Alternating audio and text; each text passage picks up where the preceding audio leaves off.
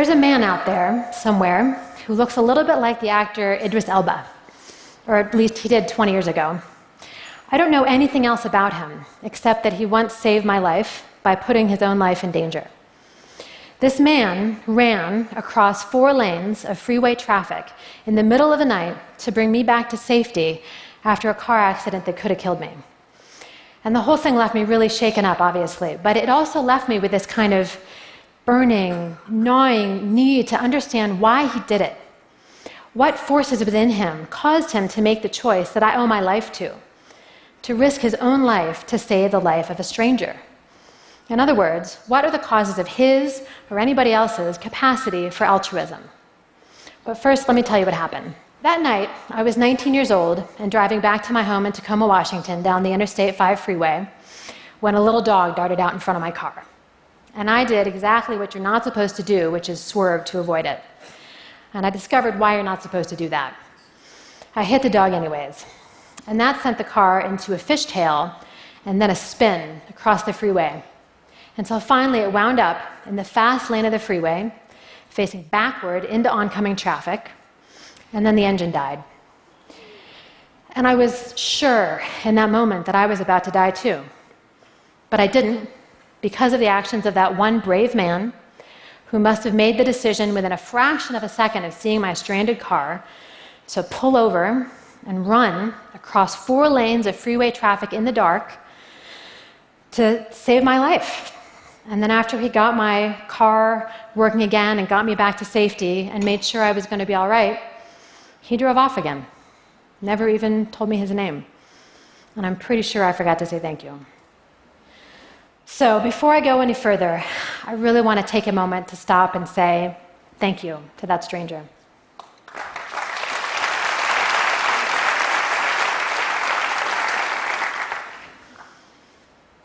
I'm telling you all this because the events of that night changed the course of my life to some degree. I became a psychology researcher, and I've devoted my work to understanding the human capacity to care for others. Where does it come from, and how does it develop, and what are the extreme forms that it can take? These questions are really important to understanding basic aspects of human social nature. A lot of people, and this includes everybody from philosophers and economists to ordinary people, believe that human nature is fundamentally selfish, that we're only ever really motivated by our own welfare. But if that's true, why do some people, like the stranger who rescued me, do selfless things, like helping other people at enormous risk and cost to themselves? Answering this question requires exploring the roots of extraordinary acts of altruism and what might make people who engage in such acts different than other people. But until very recently, very little work on this topic had been done. The actions of the man who rescued me meet the most stringent definition of altruism, which is a voluntary, costly behavior motivated by the desire to help another individual. So it's a selfless act intended to benefit only the other. What could possibly explain an action like that? One answer is compassion, obviously, which is a key driver of altruism. But then the question becomes, why do some people seem to have more of it than others? And the answer may be that the brains of highly altruistic people are different in fundamental ways. But to figure out how, I actually started from the opposite end, with psychopaths. A common approach to understanding basic aspects of human nature, like the desire to help other people, is to study people in whom that desire is missing. And psychopaths are exactly such a group.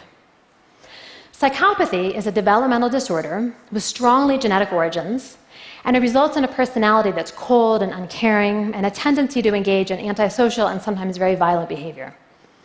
Once, my colleagues and I at the National Institute of Mental Health conducted some of the first ever brain imaging research with psychopathic adolescents.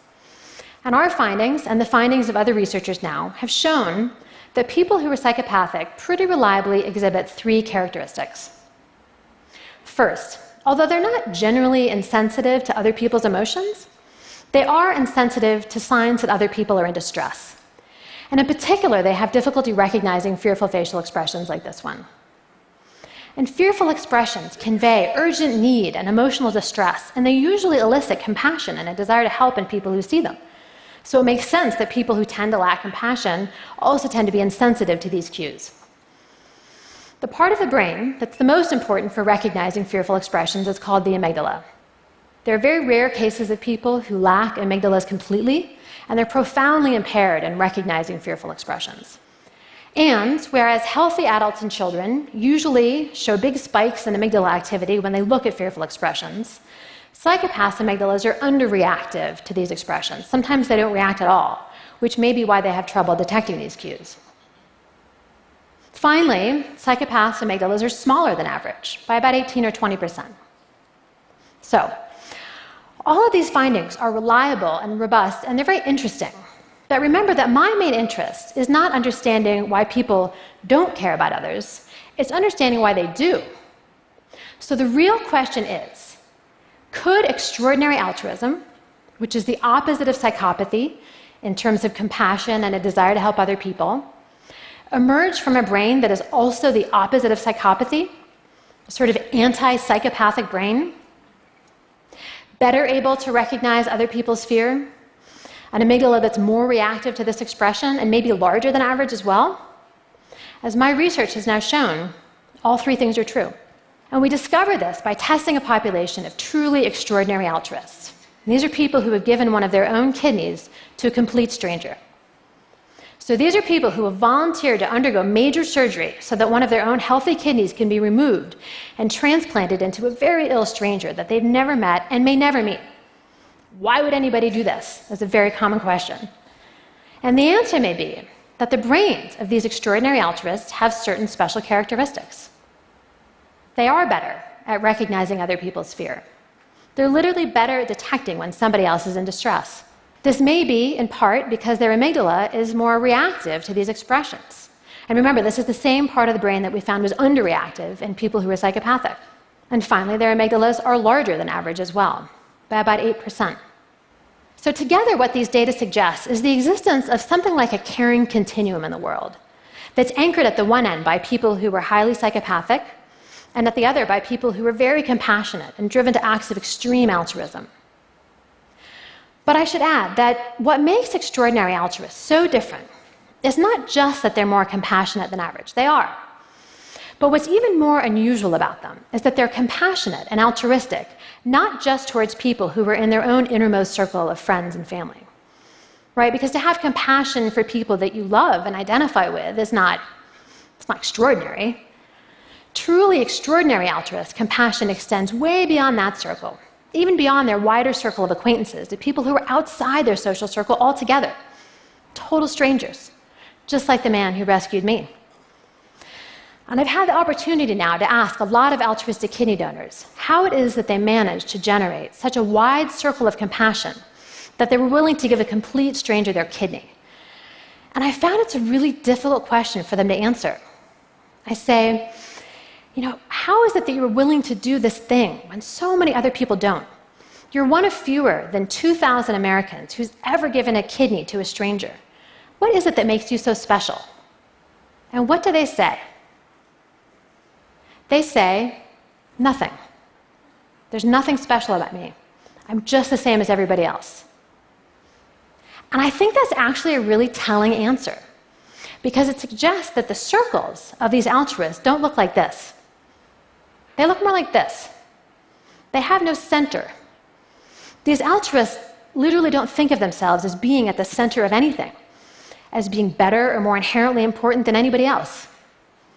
When I asked one altruist why donating her kidney made sense to her, she said, because it's not about me. Another said, I'm not different. I'm not unique. Your study here is going to find out that I'm just the same as you. I think the best description for this amazing lack of self-centeredness is humility, which is that quality that, in the words of St. Augustine, makes men as angels. And why is that? It's because if there's no center of your circle, there can be no inner rings or outer rings. Nobody who's more or less worthy of your care and compassion than anybody else. And I think that this is what really distinguishes extraordinary altruists from the average person.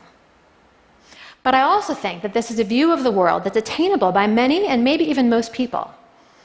And I think this because at the societal level, expansions of altruism and compassion are already happening everywhere.